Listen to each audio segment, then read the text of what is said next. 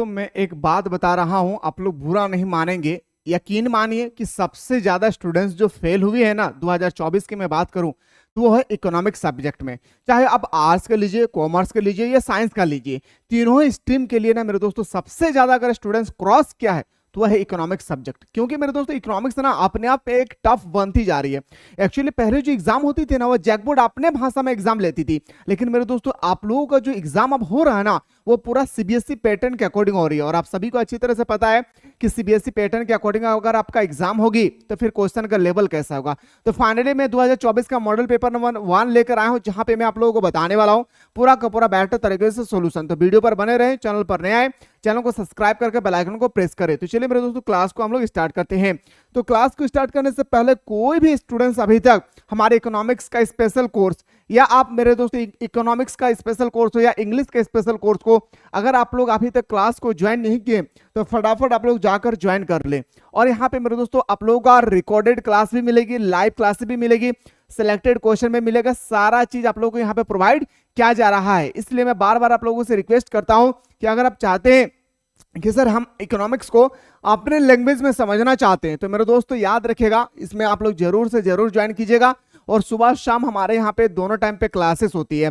और सबसे बड़ी बात यह है ना कि आपको एग्जाम से पहले सारा सिलेक्टेड क्वेश्चन भी यहाँ पे प्रोवाइड किया जाएगा। तो इसलिए आप लोग एनी हाउ इसको ज्वाइन करो, जितना ज्यादा हो सके अपने दोस्तों तक शेयर करें। मेरे दोस्तों ये जो इकोनॉमिक्स है ना अपने आप टफ इसलिए होती जा रही है, जो मैंने एक रीजन बताया हूं सर कि आप लोगों का पहला रीजन था सीबीएसई पैटर्न के अकॉर्डिंग एग्जाम हो रही है। दूसरा रीजन ये है कि आप लोगों का जो एग्जाम हो रही है ना भाई भाई याद रखिए फुल एंड फाइनल सिलेबस से हो रही है। अब फुल एंड फाइनल सिलेबस होगी तो आपको सारा चीज पढ़ना होगा, तो इसलिए भी दिन प्रतिदिन एक प्रकार का देखा जाए तो ये भी टफ बनती जा रही है। तो फाइनली डरने की आवश्यकता नहीं है, मैं सारा क्वेश्चन को तबड़तोड़ तरीके से आप लोगों को एक एक करके मैं समझाने की कोशिश करूंगा। गाइस सबसे पहला जो हमारा प्रश्न है, निम्नलिखित में से किस वक्र से संसाधनों के उत्तम विनिधान से दो वस्तुओं की अधिकतम संभावित उत्पादन संयोग को दर्शाया जा सकता है।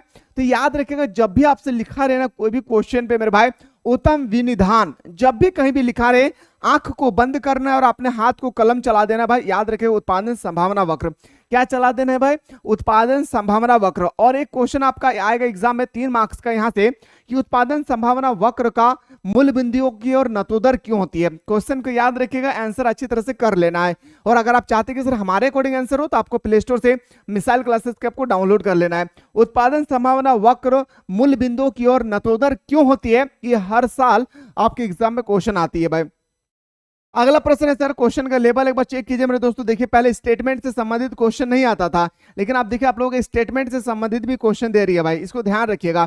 क्वेश्चन है सर निम्नलिखित में से किस प्रश्न का संबंध व्यष्टि अर्थशास्त्र से। मैंने आप लोगों को बताया था मेरे दोस्तों व्यष्टि अर्थशास्त्र का मतलब होता है एक परिवार, एक फॉर्म। सर जिस चीज में मेरे दोस्तों एकल चीज का बात हो उसको हम लोग व्यष्टि बोलते हैं। समष्टि अर्थशास्त्र उसे कहते हैं जो पूरे भारत के बारे में चर्चा करती है, जैसे समस्त परिवार, समस्त फॉर्म, सभी फॉर्म, ये सब याद रखिएगा क्या हो जाएगी भाई, ये समष्टि अर्थव्यवस्था हो जाएगी। तो आपसे पूछा गया कि कूट का प्रयोग करते हुए विकल्पों का चयन कीजिए, कौन सा स्टेटमेंट जो है मेरे भाई सही है। तो सबसे पहला देखिए, बाजार में किसी वस्तु का की कीमत का निर्धारण कैसे होगा। हाँ ये हमारा व्यष्टि अर्थशास्त्र का है, लेकिन अगर यहाँ पे लगा होता सभी बाजार में तो ये हमारा समष्टि हो जाती। ठीक है, चलिए सर अब आते दूसरा, देश में संसाधनों का विनिधान कैसे हो। ये याद रखिएगा मेरे दोस्तों, ये जो हमारा है जैसे देश की बात आए तो मेरे गुरुजी मैंने अभी जस्ट बताया जब भी देश की बात आई तो ये हमारा समष्टि हो जाएगा। क्या भाई याद रखिएगा समष्टि हो जाएगी, क्योंकि ये देश पूरे देश की बात कर रहा है, राज्य पूरे राज्य की बात कर रही है।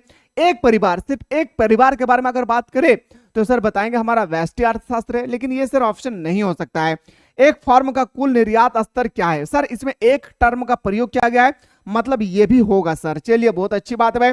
एक देश में, अब सर देखिए एक देश लिखा गया सर, एक देश में मतलब हमारा सारा स्टेट भी आएगी, उसके बाद स्टेट के अंदर में जो डिस्ट्रिक्ट है सारा डिस्ट्रिक्ट भी आएगी, उसके बाद हमारा टाउन वगैरह सारा आ जाएगा। तो ये हमारा एक नहीं है भाई, ठीक है। तो इस प्रकार से हम बोल सकते हैं सर हमारा ए एंड सी सही होगा। तो हमें ऑप्शन नंबर कहां दिख रहा है भाई, तो बताएंगे सर ऑप्शन नंबर डी में हमें नजर आ रही है। वीडियो को स्किप ना करें, नहीं तो रोना पड़ेगा एग्जाम के बाद बाबू, याद रखिएगा। इसलिए मैं डिटेल्स में आप लोगों को बता रहा हूं, ठीक है। हड़बड़ी कोई टेंशन नहीं लेना कि हड़बड़ी में आप लोगों को कुछ भी बता के चला जाऊं, ऐसा नहीं है, ठीक है। निम्नलिखित में से किस इकाई में उपयोगिता को मापा जा सकता है। देखिए मेरे भाई ये जो ऑप्शन है ना, इसका ऑप्शन एक्चुअली जो होना चाहिए वो नहीं दिया गया। एक्चुअली इसका ऑप्शन यूटी इसका ऑप्शन जो होगा ना गुरुजी याद रखिएगा यूटिलेस होगा, लेकिन यहाँ पे एक भी ऑप्शन में आपको यूटिलेस नहीं दिख रहा है। तो जब भी यूटिलेस ना दिखे तो इसके दूसरे भाषा में हम लोग इसको बोलते हैं सर, याद रखिएगा रुपया। क्या बोलते हैं गुरुजी? इसको दूसरे भाषा में हम लोग बोलते हैं रुपया। ठीक है, चलिए सर, और सारा चैप्टर वाइज आप लोग हमें तबड़तोड़ तरीके से क्रैश कोर्स में बताने वाला हूं, इसलिए फटाफट आप लोग क्रैश कोर्स को ज्वाइन कर लेंगे। कल से हमारा क्रैश कोर्स स्टार्ट होने वाली है भाई। ठीक है, यदि किसी वस्तु की मांग की कीमत लोच का मान 2 है, क्वेश्चन को हम लोग बाद में पढ़ते हैं, थोड़ा सा सुनिएगा। लोचदार क्या है, बेलोचदार क्या है? क्या मैं बोल रहा, सुनिएगा। लोचदार क्या है, बेलोचदार क्या है, उसके बाद पूर्णतः लोचदार क्या है, शून्य लोचदार आपके एग्जाम में उतना नहीं आती है। याद रखिएगा, लोचदार क्या है, बेलोचदार क्या है, पूर्णतः बेलोचदार क्या है, ये सब के क्वेश्चन आपको अच्छी तरह से आना चाहिए। अगर आप साधारण भाषा में चाहते हैं तो मेरे दोस्तों प्ले स्टोर से एनी हाउ मिसाइल क्लासेस के आपको डाउनलोड करेंगे। तो क्वेश्चन था कि सर अगर कीमत लोच 2 है, यानी इलास्टिसिटी ऑफ डिमांड अगर मान के चले मेरे दोस्तों, अगर आपका 2 है तो उस वस्तु की मांग क्या होगी? तो बताएंगे सर वस्तु का मांग हमेशा लोचदार होगी। लेकिन मेरे दोस्तों अगर ये वस्तु अगर माइनस में आ जाए, -2, -1, यानी 0 से हमारा घट जाए, उसको हम लोग बेलोचदार कहते हैं। इसको ख्याल रखिएगा, पॉजिटिव में रहे लोचदार कहेंगे सर, और नेगेटिव में आ जाए तो बेलोचदार कहेंगे। इसको ख्याल रखिएगा भाई, और अच्छा लगे तो कमेंट सेक्शन में जरूर बताइए भाई। एक उपभोक्ता, उपभोक्ता किसे कहते हैं गुरुजी? तो उपभोक्ता यानी हम लोग क्या है, कोई सामान को खरीद कर लाए, उसको हम खा गए, उपभोक्ता हो गए सर। कोई सामान को खरीद कर लाए, उस सामान को हम यूज कर रहे हैं, उस सामान का हम प्रयोग कर रहे हैं, उपभोक्ता कहलाते हैं भाई। जो सामान को लाकर प्रयोग करना शुरू कर देता है उसको हम लोग उपभोक्ता बोलते हैं गुरुजी, याद रखिएगा भाई। एक उपभोक्ता का अधिक मान एक दिष्ट होता है। इस मान्यता के आधार पर एक उपभोक्ता 2 वस्तुओं के निम्न बंडलों में से किन बंडलों पर उदासीन है भाई? उदासीन का मतलब सर एक तरह का देखा जाए, याद रखिएगा, इक्वल आना चाहिए मेरे दोस्तों। अब ये इक्वल किस प्रकार से आएगा सर? मल्टीपल करके, डिवाइड करके, या किस प्रकार से आएगा गुरुजी? थोड़ा सा हमें बताइए। तो देखिए मेरे दोस्तों, सबसे पहला आपको याद रखना, उदासीन जब भी निकालना है ना आपको जोड़ना है भाई। पहला ऑप्शन अगर मैं बात करूं तो पहला ऑप्शन में आता है 3 + 4। ओके सर, बी ऑप्शन में बात करूं तो बी ऑप्शन की अगर मैं बात करूं 6 + 7, सी ऑप्शन की अगर मैं बात करूं तो 1 + 2, डी ऑप्शन की अगर मैं बात करूं तो आएगा सर 5 + 2। और इन सब का जब मैं प्लस करूंगा तो आएगा यहाँ पर 7, यहाँ पे आएगा 13, यहाँ पे आएगा सर 3, और यहाँ पे आएगा सर हमारा 7। आप देखिए सर कौन सा 2 ऑप्शन है, याद रखिएगा, जो इक्वल हमें दे रहा है भाई। तो बताएंगे सर पहला ऑप्शन हमें दे रहा है और दूसरा हमें ऑप्शन दे रही है, तो ये हमारा उदासीन हो गया। उदासीन का मतलब दूसरे भाषा में इसको हम लोग इक्वल भी कहते हैं। तो ये सर हमारा हो गया क्या? उदासीन। यानी हमारा ऑप्शन क्या हो जाएगी? A and D. तो हमें सर नजर आ रहा है क्या? ऑप्शन नंबर हमारा सी में। ऐसा ही क्वेश्चन आएगी, घबराने की आवश्यकता नहीं है भाई, टेंशन नहीं लेना है, पर हाँ राइट डायरेक्शन में पढ़ना बहुत जरूरी है। निम्नलिखित में से पूरक वस्तु का एक उदाहरण बताइए मेरे भाई। पूरक वस्तु उसे कहते हैं जो एक दूसरे के बिना नहीं चल सकता है। और ये पूरक वस्तु क्या है, इसके बारे में आपका पेपर में 3 मार्क्स का क्वेश्चन आएगा। पूरक वस्तु किसे कहते हैं, इसे किन्हीं 2 उदाहरण द्वारा समझाइए। जैसे मेरे दोस्तों, पूरक वस्तु उसे कहते हैं जो एक वस्तु दूसरे वस्तु के बिना चल नहीं सकता है। अगर मेरे पास कलम है और स्याही ना हो, क्या कलम चलेगी? नहीं चलेगी। ये होगा हमारा सर कॉम्प्लीमेंट्री वस्तु, पूरक वस्तु। और इसके बाद मान के चलिए सर मेरे पास गाड़ी है और पेट्रोल नहीं है, क्या सर गाड़ी चलेगी? नहीं चलेगी। तो याद रखिएगा वो भी हो गया हमारा कॉम्प्लीमेंट्री वस्तु यानी पूरक वस्तु। मान के चलिए मेरे दोस्तों मेरा पास है अभी, मान के चलिए चाय है और मेरे पास चीनी नहीं है, तो क्या मेरे दोस्तों चाय बनेगी? तो बोलेंगे सर नहीं बनेगा। ये भी एक तरह का क्या है? पूरक वस्तु है यानी कॉम्प्लीमेंट्री वस्तु है भाई। एकदम अच्छी तरह से समझिए चीजों को, ठीक है। तो सर हम बोल सकते हैं सर हमारा, याद रखिएगा, कलम और स्याही हमारा हो जाएगा सर, याद रखिएगा, कॉम्प्लीमेंट्री वस्तु यानी पूरक वस्तु। इसको ख्याल रखिएगा भाई, ठीक है। जो साथ साथ चलते हैं, यानी मेरे दोस्तों ये हमारा गर्लफ्रेंड हो गया, ये हमारा बॉयफ्रेंड होगी। गर्लफ्रेंड बॉयफ्रेंड के बिना रात नहीं गुजार सकते हैं और बॉयफ्रेंड गर्लफ्रेंड के बिना रात नहीं गुजार सकते। तो ये दोनों मेरे दोस्तों बात करना है बस, लेकिन आप लोगों को बात नहीं करना भाई, आप पहले अपना कैरियर बनाना है, ठीक है। बात करने का भी समय मिलेगा, ठीक है। चलिए सर आइए। सामान्यतः एक औसत उत्पादन वक्र का आकार होता है। याद रखिएगा हमेशा जब भी आपसे पूछा जाएगा सर एवरेज उत्पाद, क्या भाई? एवरेज उत्पाद, उत्पाद का मतलब होता है प्रोडक्ट। जब भी एपी का वैल्यू आपसे पूछा जाएगा कि इसकी आकार कैसे होगा, मेरा बात को ध्यान से सुनेंगे, एवरेज प्रोडक्ट के बारे में पूछा जाएगा तो उसका आकार हमेशा उल्टा यू आकार जैसा होता है भाई। याद रखिएगा उल्टा यू आकार की तरह होता है, मतलब इसका डायग्राम इस तरह से बनेगी। तो बोल सकते हैं सर हमारा ऑप्शन नंबर क्या आ जाएगा सर? डी इसका सही उत्तर हो जाएगा। आते हैं सर अगला क्वेश्चन के पैमाने का स्थिर प्रतिफल, और ये क्वेश्चन आपके एग्जाम में 5 मार्क्स का आएगा गुरुजी। किसके बारे में सर? पैमाने का स्थिर प्रतिफल के बारे में 5 मार्क्स का क्वेश्चन आएगी। तो पैमाने का स्थिर प्रतिफल का डायग्राम सर ऐसा बनता है, याद रखिएगा। डायग्राम जो होती है ना भाई, वो याद रखिएगा इस तरह से बनता है। पैमाने का स्थिर प्रतिफल के उत्पादन फलन में यदि संसाधनों को दुगुना वृद्धि की जाती है तो उत्पादन में वृद्धि कितनी होगी? तो याद रखिएगा, अगर जितना संसाधन में वृद्धि होगी ना, उतना आपका उत्पादन में भी वृद्धि होगी। बस याद रखिएगा, ऑप्शन नंबर हमारा क्या आ जाएगी? जितना संसाधनों में वृद्धि होगी उतना उत्पादन में भी वृद्धि होगा। यही हमारा प्रतिफल का नियम बतलाती है। अगला क्वेश्चन, और डायग्राम से तो आपका भर भर के क्वेश्चन आएगा गुरुजी, याद रखिएगा। निम्नलिखित में चित्र में आयात, याद रखिएगा, रेक्टेंगल के बारे में आपसे कह रहा है। ओ ए बी सी ये हमारा एक सर रेक्टेंगल बन गया, और इसके बाद बोल रहे इसका क्षेत्रफल दर्शाइए भाई। इसका क्षेत्रफल हमें दर्शाना है। तो ये क्षेत्रफल जो दर्शाते हैं ना भाई, ये हमारा याद रखिए क्या दर्शाते हैं सर? बताएंगे sir, TFC, total fixed cost. याद रखिएगा, टोटल फिक्स्ड कॉस्ट, इसको हम लोग बोलते हैं कुल स्थिर लागत। ठीक है, TFC क्या है, TC क्या है, AFC क्या है, इसमें आप लोगों का एग्जाम में भर भर के क्वेश्चन आता है। तो इस सब के बारे में भी आप लोगों में बताऊंगा। अगला क्वेश्चन है सर पूर्ण प्रतियोगिता बाजार, 5 मार्क्स का क्वेश्चन आएगा। प्रतियोगिता बाजार किसे कहते हैं? प्रतियोगिता बाजार की क्या क्या विशेषता है? पूर्ण प्रतियोगिता बाजार किसे कहते हैं? पूर्ण प्रतियोगिता बाजार की क्या क्या विशेषताएं? 2 क्वेश्चन को अच्छी तरह से एग्जाम से पहले कवर कर लीजिएगा। ठीक है, तो पूर्ण प्रतियोगिता बाजार में फर्मों की संख्या कितनी होती है गुरुजी? तो हमारे पूर्ण प्रतियोगिता बाजार में फर्मों की संख्या कितनी होती है, अगर आप लोगों को पता है तो आप लोग एक बार फटाफट सारा बंदा एक बार कमेंट करेंगे। एक्चुअली मैं इसका आंसर आप लोगों को मैं बताऊंगा। जो भी बंदा मेरे दोस्तों क्वेश्चन नंबर 10 का आंसर बताएंगे, ABC जो भी होगी, मैं आप लोगों को स्टार मतलब हार्ट का सिंबल दूंगा, तो समझ जाइएगा आपका आंसर क्या है, सही है। ठीक है, चलिए सर अगला क्वेश्चन पाइए। एक पूर्ण प्रतियोगिता फॉर्म के संतुलन की शर्त निम्नलिखित में से कौन सी है भाई? तो बताएंगे सर, संतुलन के बारे में बात किया है, तो बताएंगे सर हमारा क्या हो जाएगी? तो ऑप्शन नंबर हमारा डी इसका सही उत्तर हो जाएगा। क्या यार? तो मार्जिनल रेवेन्यू, याद रखिएगा गुरुजी, मार्जिनल रेवेन्यू इक्वल टू हमारा मार्जिनल कॉस्ट। याद रखिएगा क्या भाई? Marginal revenue equal to marginal cost. याद रखिएगा MR इक्वल टू MC पहला होगा सर हमारा, और जो है सर हमारा याद रखिएगा MC वक्र MR को नीचे की ओर से काटती है। याद रखिएगा भाई, MR जो है ना, MC वक्र जो है नीचे से काटती है। जब इस तरह से हम लोग डायग्राम बनाएंगे ना भाई, तो वह डायग्राम इस तरह से काटेगी। ठीक है, चलिए सर अगला क्वेश्चन पे आते हैं। अगला प्रश्न है सर, एक फर्म के द्वारा वस्तु की कीमत में 10% वृद्धि, कितना परसेंट वृद्धि भाई? 10% वृद्धि करने पर उसकी पूर्ति की मात्रा में 15% वृद्धि हो जाती है। कितना परसेंट भाई? 15% वृद्धि हो जाती है। कितना गुरुजी? याद रखिएगा मेरे भाई, 15% का वृद्धि हो जाता है। तो वस्तु की पूर्ति योग्यता होगी, जो हमारा वस्तु है भाई वो लोचदार होगी या बेलोचदार होगा। तो कैसे निकालेंगे? देखिए मेरे दोस्तों, सबसे पहला इसका फॉर्मूला याद रखिएगा, A plus B plus plus minus, याद रखिएगा वृद्धि या कमी में अगर वृद्धि बोले तो प्लस, कमी बोले तो माइनस। ठीक है, और इसके बाद A into B divided by 100। आइए सर बात करते हैं। A सर हमारा दिया था 10% वृद्धि, तो प्लीज हम लोग लिखते हैं 10% वृद्धि, प्लस B दिया है सर 10% 15% वृद्धि, तो 15% लिखते हैं, प्लस प्लस क्या होता है सर? प्लस होती है। इसके बाद A into B divided by sir हमारा क्या हो जाएगा? 100। चलिए सर इसको जब हम मल्टीप्लिकेशन करेंगे ना गुरुजी, तो हमारा आएगा सर, यहाँ पे आ गया सर, पहले हम नीचे लिख देते हैं एक बार 10, अब प्लस 15, अब प्लस कितना आएगा सर? देखिएगा 0 से 0 कट गया सर, 5 3 15, 5 दूना 10, इसको इससे डिवाइड करेंगे तो सर हमारा कितना आ जाएगा? 1.5। जब सर इन सारी चीजों को मैं जोड़ूंगा ना, तो आएगा सर 26.5%। कितना भाई?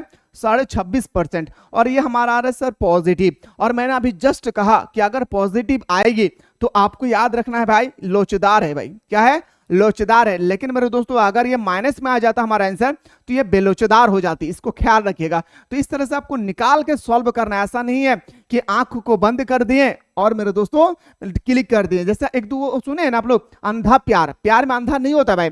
ठीक है, प्यार में अंधा नहीं होता है, लोग अंधा बन जाते हैं, इसको भी ख्याल रखिएगा भाई। ठीक है, चलिए सर अगला क्वेश्चन पे आते हैं। क्वेश्चन का लेवल देखिए गुरुजी, स्टेटमेंट, ये पहले पता है ये सब ऐसा क्वेश्चन पहले कहां आता था? CBSE बोर्ड में। अब जैक बोर्ड में भी आने लगा भाई, आर्ट्स कॉमर्स साइंस तीनों ही स्ट्रीम में। सोचिए क्वेश्चन है सर, निम्नलिखित कथनों और कारणों के संबंध में कौन सा विकल्प सही है? आपके सामने 2 प्रश्न है भाई। पहला प्रश्न यहाँ पे दिख रहा है, दूसरा प्रश्न यहाँ है सर, किसी वस्तु पर इकाई कर का मतलब टैक्स लगने से फॉर्म का पूर्ति वक्र बाईं ओर सरक जाता है। पहला प्रश्न है सर। दूसरा प्रश्न है किसी वस्तु पर इकाई कर लगने से फर्म की सीमांत लागत बढ़ जाता है। तो याद रखिएगा मेरे दोस्तों, ये दोनों ही कथन सही है। दोनों ही कथन क्या है, बिल्कुल सही है, इसको ख्याल रखिएगा। ठीक है, अगला क्वेश्चन पे आते हैं। क्वेश्चन नंबर नेक्स्ट पे आते हैं।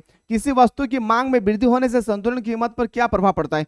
किसी भी वस्तु की मांग अगर बढ़ जाती है, मान के चलिए मेरे दोस्तों पहले लोग 10 किलो आलू खरीदते थे, अब 15 किलो उसका मांग बढ़ गया। अब कितना केजी हो गया भाई उसका आलू, डिमांड 10 से 15 किलो हो गया, तो उसका डिमांड बढ़ गई भाई। तो अगर डिमांड बढ़ जाएगा तो संतुलन कीमत पर क्या प्रभाव पड़ेगी, तो बताएंगे सर संतुलन कीमत में वृद्धि हो जाएगी। क्या भाई, याद रखिएगा संतुलन कीमत में क्या हो जाएगी, वृद्धि हो जाएगा। ठीक है, तो ऑप्शन नंबर हमारा बिल्कुल सही उत्तर हो जाएगी, ए इज द राइट आंसर। बाजार में मांग अधिक की स्थिति कब उत्पन्न होती है, और ये क्वेश्चन 2025 के एग्जाम में हर हाल में आएगी भाई, इसको याद रखिएगा। ये 2025 के एग्जाम में हर हाल में आएगी, इसको भी ख्याल रखेंगे गुरुजी। बाजार में मांग अधिक की स्थिति में कब उत्पन्न होती है, जब हमारा डिमांड ज्यादा हो सप्लाई से। क्या गुरुजी, जब हमारा डिमांड ज्यादा हो सप्लाई से, तो यही स्थिति हमें उत्पन्न कराता है सर अधिक की स्थिति। ठीक है, जब हमारा डिमांड ज्यादा हो किससे, सप्लाई से। जब हमारा डिमांड ज्यादा हो किसे, सप्लाई से। ठीक है, तो ऑप्शन नंबर हमारा क्या हो जाएगी सर, ऑप्शन नंबर सी हमारा सही उत्तर हो जाएगा। अगला प्रश्न पे आते हैं क्वेश्चन नंबर 16 में कि पूंजीवादी अर्थव्यवस्था के संबंध में निम्नलिखित में से कौन सा कथन सत्य है। पूंजीवादी अर्थव्यवस्था के बारे में ऑप्शन कह रहा है भाई, किसके बारे में गुरुजी, तो बताएंगे सर पूंजीवादी अर्थव्यवस्था के बारे में। तो पूंजीवादी का मतलब क्या होता है भाई, जो सामान को उत्पादन करते वही मालिक हो जाता है भाई। तो बताएंगे सर उत्पादन के साधनों पर निजी स्वामित्व होना। मतलब मेरे दोस्तों पूंजीवादी देश एक्चुअली किसे कहते हैं, तो याद रखिए यूनाइटेड स्टेट ऑफ अमेरिका को एक देश है जो पूंजीवादी है भाई। इसका मतलब यह है कि सरकार से कोई लेन देन नहीं है। ठीक है, पूंजीवादी मतलब मान के चलिए मैं अपने गांव पे एक दुकान खोल ले आऊं, तो एक दुकान का मालिक कौन है भाई, सरकार है क्या, सरकार को मुझे टैक्स देना पड़ता है क्या, नहीं देना पड़ता है ना भाई, तो इसका मालिक मैं खुद हूं। यही हमारा निजी संपत्ति भाई। याद है किसी को हम लोग बोलते हैं निजी अर्थव्यवस्था। ठीक है, जो इसका अपना मालिक होता है। तो ऑप्शन नंबर हमारा क्या हो जाएगी सर, ऑप्शन नंबर हमारा क्या हो जाएगा सर, ए। और जब भी पूंजीवादी शब्द दिखे ना गुरुजी, तो याद रखिएगा निजी हो जाएगा। याद रखिए, या तो निजी शब्द दिखे तो पूंजीवादी। निजी का मतलब बंगाली में इसको बोलते हैं अमार निजर बोटेरे, अमार निजर बोटेरे तोर की जा छेरे, बंगाली में बोलते हैं भाई। ठीक है, चलिए सर अगला क्वेश्चन पाइए। मान लिया जाए एक देश में 2 लाख व्यक्ति है भाई। कितना लाख भाई, एक देश में, याद रखिएगा गुरुजी टोटल कितना व्यक्ति है भाई, 2 लाख का दहाई सैकड़ा हजार 10,000 लाख। एक देश है जहां पे 2 लाख व्यक्ति है तथा 10,000 व्यक्ति कार्य करने को इच्छुक है। अब क्या बोल रहा है भाई, ये देश है, उस देश में 2 लाख व्यक्ति है और 2 लाख व्यक्ति में से 10,000 ऐसा व्यक्ति है जो काम करने लायक है। याद रखिएगा जो 10,000 व्यक्ति है जो काम करने इच्छुक है भाई। क्या है भाई, याद रखिएगा 2 लाख व्यक्ति है, मेरा बात को समझिएगा भाई, 2 लाख व्यक्ति है, उनमें से 10,000 ऐसे व्यक्ति है जो कह रहा है कि हम काम करेंगे। तो आपसे कह रहा है कि तो देश में बेरोजगारी की दर बताइए। तो देश में आपसे पूछ रहा है भाई किसके बारे में, बेरोजगारी की दर। तो ठीक है सर, इसको काउंट करते हैं तो कितना हो जाएगा सर, देखिए 1 2 3 4, 1 2 3 4 और 0 काटेंगे तो हमारा कितना हो जाएगा सर, 5%। कितना भाई, परसेंटेज पूछा गया इसलिए मैंने लिख दिया 5%। तो ऑप्शन नंबर क्या हो जाएगी सर, लेकिन उन्हें काम नहीं मिल रहा है। 10 लाख ऐसा है व्यक्ति जो काम करना तो चाहते हैं पर काम उनको नहीं मिल रहा है। तो एक प्रकार का क्या हो गया भाई, वो बेरोजगारी हो गए। आप मान के चलिए पढ़ना तो चाह रहे हैं पर आप पढ़ नहीं पा रहे हैं, तब क्या है भाई, अनपढ़ रह गए। तो इसी तरह से गुरुजी यहाँ पे कह रहा है कि 2 लाख कैंडिडेट है हमारे देश में, उनमें से 10,000 ऐसा व्यक्ति है जो काम करना तो चाहते हैं पर काम नहीं कर पाते हैं क्योंकि वो बेरोजगार है। तो ऑप्शन नंबर हमारा क्या हो जाएगा सर, इस तरह से कैलकुलेशन करना है भाई, सिंपल है भाई, डरना नहीं है, डर के आगे जीत है भाई। याद रखिएगा, क्या डर के आगे जीत है, इसको ख्याल रखिएगा। अर्थशास्त्र की भाषा में निवेश शब्द से क्या अभिप्राय है। अब जो हमारा अर्थशास्त्र की जो भाषा में निवेश है ना भाई, निवेश को इंग्लिश में हम लोग इन्वेस्टमेंट बोलते हैं। क्या भाई, इंग्लिश में इसको हम लोग इन्वेस्टमेंट बोलते हैं। ठीक है, तो अर्थशास्त्र की भाषा में निवेश शब्द से क्या अभिप्राय है, तो बताएंगे सर पूंजीगत वस्तु को स्टॉक में वृद्धि करना। पूंजीगत वस्तु को स्टॉक में वृद्धि करना, यानी हमारा ऑप्शन नंबर क्या हो जाएगा भाई, ऑप्शन नंबर हमारा डी इसका सही उत्तर हो जाएगा। आय के चक्रीय प्रवाह के 2 क्षेत्रक मॉडल में कारक सेवाओं का प्रवाह किस दिशा में होता है, तो बताएंगे सर परिवार से फर्म की ओर। कहां से भाई, परिवार से फर्म की ओर। ये आय का चक्रीय प्रवाह के बारे में जो है ना भाई, ये आप अच्छी तरह से पढ़ लीजिएगा। अगर आप अपनी तरफ से पढ़े तो बहुत अच्छी बात है, और अगर आप हमारे तरफ से पढ़ेंगे मतलब हमारे एप्लीकेशन में, यानी हमारे एप्लीकेशन का मतलब मेरे दोस्तों जो भी स्टूडेंट्स अभी तक मिसाइल क्लासेस के ऐप को डाउनलोड नहीं किए हैं, वो फटाफट आप लोग ऐप को पहले प्ले स्टोर से डाउनलोड कर लेना है। डाउनलोड करने के बाद अगर आप कॉमर्स और साइंस से जो चाहते हैं कि सर मुझे सिर्फ इकोनॉमिक्स स्पेशल क्लास करना, तो इकोनॉमिक्स का यहाँ पे क्लास मिल जाएगी। अगर आप चाहते हैं कि सर मुझे आर्ट्स लिए हमें ऑल सब्जेक्ट की तैयारी करना है, तो मेरे दोस्तों आप जो है आर्ट्स के फाउंडेशन कोर्स को, आर्ट्स के क्रैश कोर्स को या फाउंडेशन कोर्स को ज्वाइन करेंगे। अगर आप फाउंडेशन कोर्स को ज्वाइन करेंगे तो क्रैश कोर्स आपको फ्री में मिल जाएगा, ठीक है। तो आप फाउंडेशन कोर्स को ज्वाइन कर लीजिएगा और सुबह शाम दोनों टाइम क्लास होती है तबड़तोड़ तरीके से। और जो क्वेश्चन का आंसर होती है ना भाई, जो क्वेश्चन का उत्तर होता है ना, वो बिल्कुल देसी भाषा में होती है, आपके लैंग्वेज में होता है, इसको भी ख्याल रखिएगा, ठीक है गुरुजी। तो क्वेश्चन सर हमसे कहा गया था, अगला क्वेश्चन है सर कि सरकार द्वारा भुगतान की गई वृद्धा पेंशन, आप सभी को पता है मेरे दोस्तों, वृद्धा पेंशन जो है सरकार 1000 करके अभी झारखंड सरकार में दे रही है। कितना भाई, झारखंड सरकार कितना वृद्धा पेंशन दे रही है भाई, जिसका वृद्धा पेंशन मतलब समझ ही रहे हो भाई, है ना, ओल्ड एज में 60 साल के बाद जो दिया जाता है इसको वृद्धा पेंशन बोलते हैं भाई, है ना। तो सरकार द्वारा भुगतान की गई वृद्धा पेंशन की राशि निम्नलिखित में से किस समुच्चय का एक भाग होता है। तो बताएंगे सर व्यक्तिगत आय होते हैं, पर्सनल इनकम होता है उनका क्या होता है भाई, वो पर्सनल इनकम है भाई। वो 60 साल के बाद जब कुछ नहीं कर पाएंगे तो मेरे दोस्तों वो पर्सनल इनकम ही कहलाएगा ना भाई।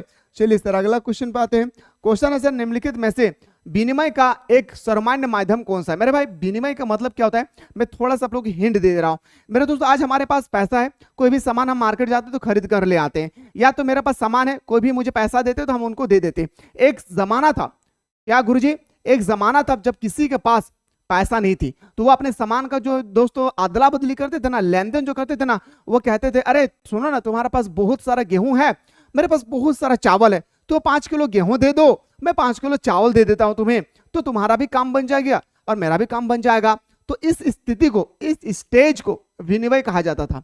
समझ में आ गया मेरे दोस्तों, ठीक है। मतलब सामान के बदले सामान देना विनिमय कहलाता है। निम्नलिखित में से विनिमय एक सर्वमान्य माध्यम कौन सा है। आज अगर मैं बात करूं तो हमारा सर्वमान्य माध्यम क्या है, मुद्रा है। अच्छा लगे ना मेरे दोस्त तो कमेंट सेक्शन में आप लोग जरूर राय बताएं, अच्छा लगे बुरा लगे जैसा भी लगे, क्योंकि बहुत मेहनत करने के बाद आप लोगों के सामने मैं इकोनॉमिक्स का पेपर लेकर खड़ा हो पाता हूं भाई।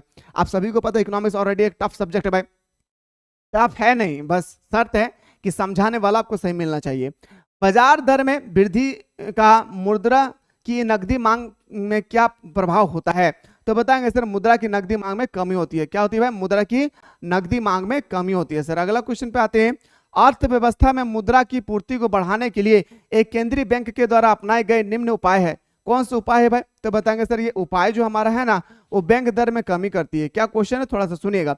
अर्थव्यवस्था में मुद्रा की पूर्ति को बढ़ाने के लिए मेरे दोस्तों, अब मान के चलिए सरकार के पास पैसा है लेकिन सरकार और पैसा लाना चाहता है और पैसा को स्टॉक में रखना चाहते हैं, तो केंद्रीय बैंक जिसे हम लोग व्यापारिक बैंक भी बोलते हैं, ठीक है, तो केंद्रीय बैंक के द्वारा अपनाए गए निम्न सही तरीके से आपको अरेंज करना है। तो बैंक दर में कमी हो गया, बैंक रेट में कमी हो गई, उसके बाद सर हमारा हो जाएगा क्या, तो कोष अनुपात में कमी है। बोल सकते हैं सर ऑप्शन नंबर हमारा क्या हो जाएगी, ए एंड सी। क्या हो जाएगा भाई, हमारा ऑप्शन नंबर क्या हो जाएगा भाई, ए एंड सी। चलिए सर अगला क्वेश्चन पे हम लोग मूव करते हैं। अगला क्वेश्चन है निम्नलिखित में से किस कर को कागजी कर कहा जाता है। अब कागजी कर क्या है भाई, तो ये देखिए मेरे दोस्तों एक प्रकार का टैक्स है। क्या गुरुजी, ये एक प्रकार का टैक्स है। निम्नलिखित में से किस कर को कागजी कर कहा जाता है, एक प्रकार का टैक्स है।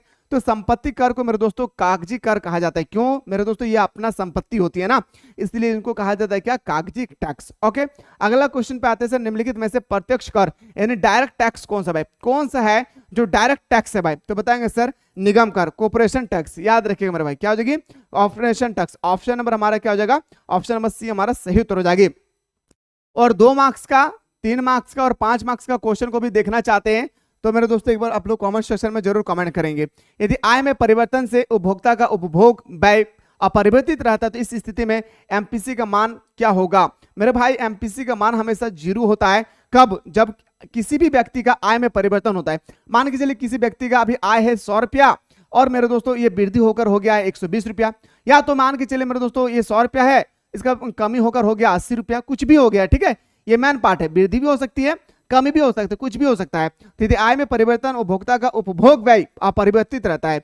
मेरे दोस्तों मान के चलिए कि वो 10 रुपया 100 रुपया जब कमाते थे तब भी 10 किलो आलू खरीद रहा है, और अब जब 20 रुपया जब इसका पैसा बढ़ गया है तब भी वो 10 किलो आलू खरीद रहा है, या तो जब उसका पैसा 20 रुपया घट गया है तब भी जब वो आलू 10 किलो खरीद रहा है।